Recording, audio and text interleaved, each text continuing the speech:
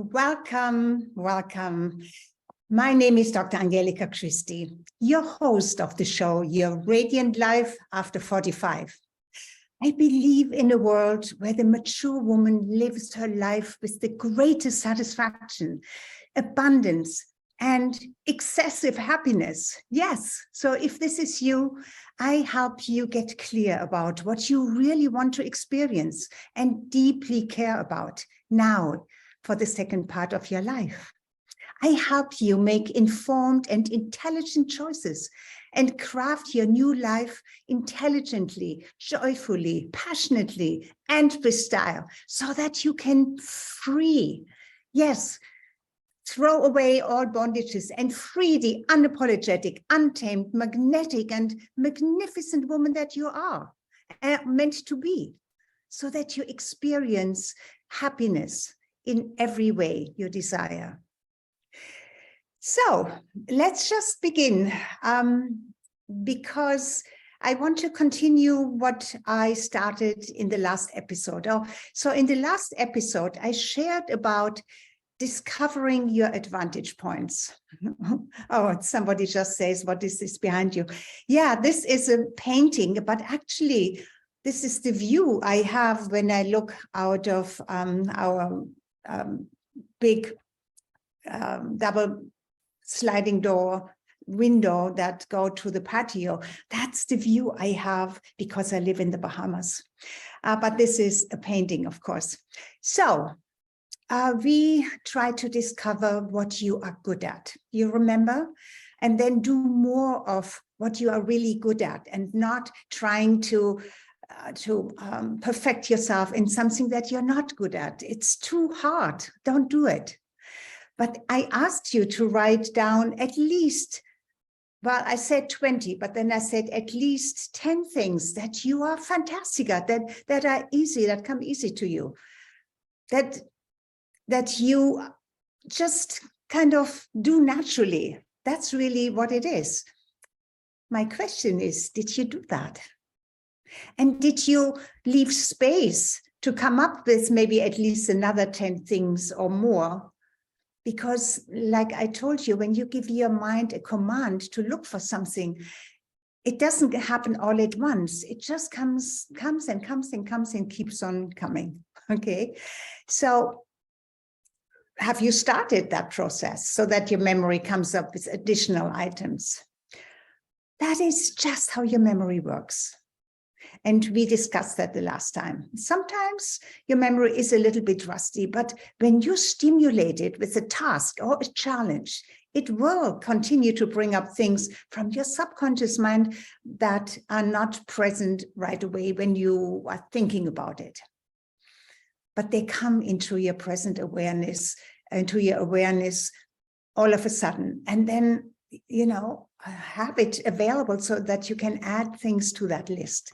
It's really important. But let me tell you, with my clients and even with my friends, when I ask them, so, what are you really good at? Or what do you really like to experience in your life? Most of them come up with many, many more things that they don't like and don't want to experience in their life. But you see, wherever your mind goes, your energy flows, and that's what you create, And, I demonstrated that in the last episode. So if you haven't seen it, go back into the archives. And it's just the one before this one. So I did it, it should be under January the 28th, 2023. So regarding your advantage points, you may not be your best judge with that. Why? But because you are good at what you naturally do. So you may not really see this as anything extraordinary or special. Yet others will see it as special and unique. Why is that? Because they can do what you do and they say, oh my God, I wish I could do or be like her or accomplish this and just look like her because she always looks so elegant and great shape and fit and all of this. Well, for the person who looks like that, it may not be a huge challenge, it may just come naturally, and maybe this person has challenges in other areas of her life. So we all have our natural abilities, our gifts, and what comes easy to us. And usually that's also what is fun. But sometimes we are so used to doing it that we don't see it as fun. And then we need to be reminded how amazing it is, and that maybe reprogram your brain and be excited about the things that you're good at, because whatever positivity you feel about yourself, you send out in the universe, and it attracts what is in alignment, in resonance with it. Okay, so feel good about the things you do. And well, sometimes we don't manage to only focus on the positive, because our brain is just not wired that way. Our brains are ancient, yes. What is, the things that we enjoy today, our modern life, let's put it this, it doesn't even have to be extraordinary, but our modern life, with electronic devices and all the things that are available, and the things we would like to do, and our aspirations and our challenges and what we want to achieve, all of these things have to come through our primitive brain, our kind of reptile brain, the brain that was only interested in two things, and only two things. Can I mate with it? Let's put it this way. It's procreation and food. And food means, of course, living and also not dying because you are chased by a wild animal or killed by a tribal, neighbor who was not in harmony with you personally or your tribe. So those were real dangers back then. And you survived them because your ancestors, you came from somewhere, from a long line of ancestors, whether you know it or not.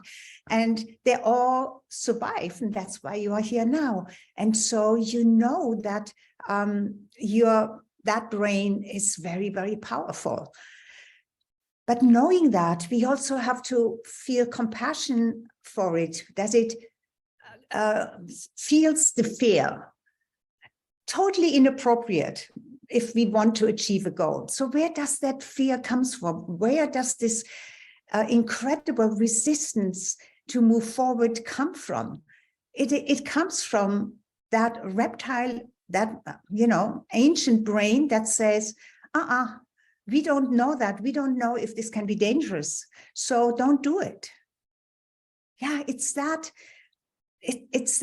easy to really understand, but we always forget about it.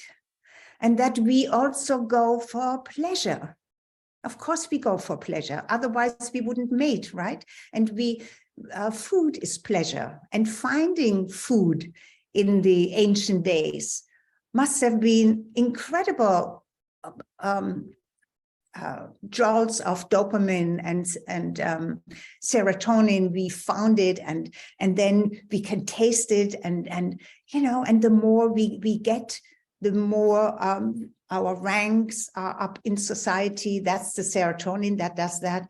The dopamine just gives us that hit, that hit that we get when we have a pint of ice cream or have that big piece of chocolate, or anything that is pleasurable gives us that dopamine hit. But that dopamine hit was so important back in the ancient days, so that we would keep on looking for the things that bring us pleasure and life. Back then, you had to gather the food, and you had to hunt for the food, and it was a dangerous thing. So the serotonin that gave you the status, if you were, you know, hunter number one or gatherer number one, because you brought the most back home, you back to the tribe, then your ranks would be elevated. And so those same chemicals, hormones and chemicals in our brain are very much alive today. And of course, the I don't want to say the adrenaline just embellishes everything else, but the I come to it in a moment. Cortisol. Yeah, cortisol. We know it as a stress hormone, but it was so important in the ancient days that we actually had that drive to go and to do what we needed to do, and then also to have the power to fight for our lives and fight for also maybe to escape. All of that, and the adrenaline would just make that even more available. Okay, so that's how it works. That's how the brain is so connected to our feelings, our thoughts and feelings. But I go into this a little bit later if we have time, because that is so important and we always seem to forget that. Okay, so advantage point, that's where we were. So I in the last episode, I shared the 7 different archetypes that Ridley Goldberg calls mind types. And I studied with him for a long time. So that is not my, that's why I tell you the name of his name, because he developed this mind type. And I find it quite fascinating. And we got through the first 3, I believe, the first 3 mind types. I'm not sure if we started the 4th. I would have to go back. But anyway, I know we did 3 mind types, which were the giver. And we also went through the connector and the problem solver. And in all of those, there are the advantage points of those archetypes. And also, then I also shared with you what you have to look out for, because there is nothing all in one direction, right? There is everything has polarity. So whatever is your advantage point, you have to look for your kryptonite as well. Those things that may not really threaten you. I'm still in the ancient brain, but they can just really challenge you and pull you back or make it frustrating. I think that's the best word. Make it frustrating for you, because you have all your good intentions, and it's your personality, and it should, the giver is so happy, you see. And when the giver gives, that dopamine is like a hit, and it makes the giver feel so good to give. But if you remember what the kryptonite is, right? Not being able to say no.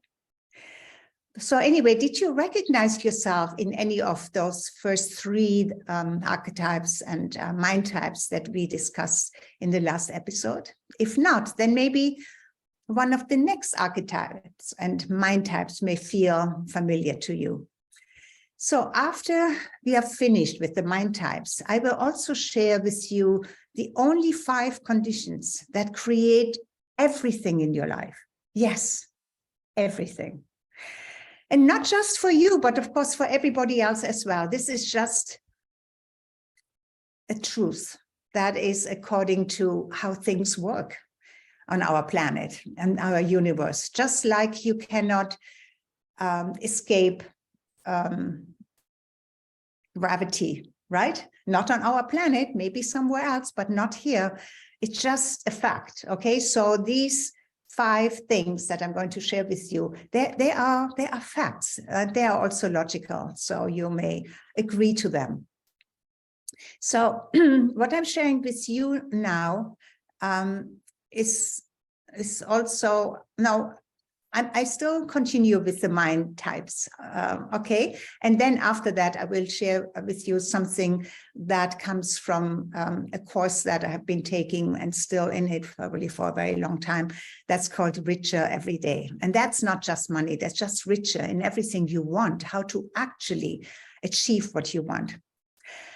Okay, so let me go to the mind. Oops. Let me go to where are the mind types? Excuse me, I had it here. And I told you the last time that that the mind types, I didn't even copy, but I'm actually showing this to you. Let me just look for it. Mind type. Yeah, here. That I actually share this with you from the actual workbook. Okay, so we did the first three, right? So the first one was the giver and loves to give. And are you the giver? Go back maybe to the last episode to find out. Then the kryptonite of the giver is overcommitment, right? Or are you the connector? The connector creates relationship built on trust, okay? So, and the connector needs to always show that she is trustworthy. So are you the connector? The connector superpower is trust, and the kryptonite is waste, because the connector always tries to prove, and sometimes doesn't need to prove even more. She is believed, but she keeps on trying to prove it. And so she may lose a lot of energy doing that. And then we talked about the problem solver, right? That finds a solution. You can just ask the problem solver, and the problem solver comes out with a solution and even summarizes complicated tasks and issues, clarifies it, because she is a problem solver. Okay, so the problem solver superpower is solutions, right? And her kryptonite is paralysis. So sometimes she just gets boggled down too much into looking for another solution. So if you are the innovator, then you strive to improve everything and flourish in making adjustments or tweaks to whatever is in front of you. You question every facet and can't stop yourself from looking at virtually everything to make it better and then to share your progress with the world. You invent things and associate from other disciplines or industry or other industries, put it there what you learn from working on it. So you do this all on yourself. You innovate. You are a fountain of fresh ideas and innovative approaches. So question is, are you the innovator? So the innovator's superpower is improvements. She always improves everything. Innovation excites you. And when you upgrade the process in any system, it kind of excites you. It fuels your energies. You thrive to bring enhancement to the, even if you are within a team, bring your new ideas to the team. Sometimes they may not really appreciate that very much, but you try novel ideas and then keep only what strengthens the process in front of you. That's what you then do logically. You love new things, new ways, new approaches. And when you innovate and create improvements, you become empowered. So the innovator's kryptonite is change. You see, you seek improvements with everything. And that very act can become your kryptonite because you cannot leave things alone. Very well. The yearning for constant change upsets some people around you. Established procedures are kind of turned upside down. And it causes disruptions, and it could lead to, friction. Change for sake's change alone does not serve anybody, not even you. Okay, I think we may have just time for one more, and that's the perfectionist. Are you the perfectionist? You are, if you believe there is a correct way to do things and seek out effective systems. You do not cut corners or skim on any details. You want predictable outcomes. You follow procedures and are results-driven. You create structures and processes from clarity and from simplicity and the correct running of whole operations. You are precise, deliberate, and actually excellent in organizing things. You create order and arrangements anywhere, at work, at your home. You are the perfectionist. Are you a perfectionist? So the perfectionist superpower is systems. And when order prevails, you shine. And when you implement standard operating procedures or bring in proven systems, the results will show it. Effectiveness and competence drive you. You seek correct measures that lead to predictable results and the right way to do things. When you perfect anything and install systems, you become empowered. So if you are the perfectionist, then your kryptonite is rigidity. Your drive to instill systems can stifle creativity. Rigid roles often take away others' ability to think for themselves.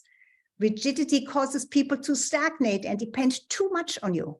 It slows everything down to everyone's detriment, actually including yours. So this is really all that I have today. And my apology again, there's nothing I could do. The internet just stopped. And it took me a while. Trying to restart, it didn't work until I said, okay, maybe my phone can help. So I hope a little part has still been added to what you have missed. But we are not finished yet because of it. So there is still the rebel coming and the master. Okay, so until next time, thank you for being here with me. I really appreciate you being with me. As always, I do. And please come back again next Saturday, every Saturday at the same time, 3 p.m. Eastern. And please also look at all of the other episodes that are there for you to sample from and to enjoy and to learn from. And yes, I always enjoy sharing what I know with you and what I learn from others. Not everything grows. We learn from everybody, and somehow it comes through us, and then we put our own spin on it. But with the the mind types, I actually read this because I didn't want to mess anything up. Okay, so bye for now, and I see you again next Saturday. Yes? Yes.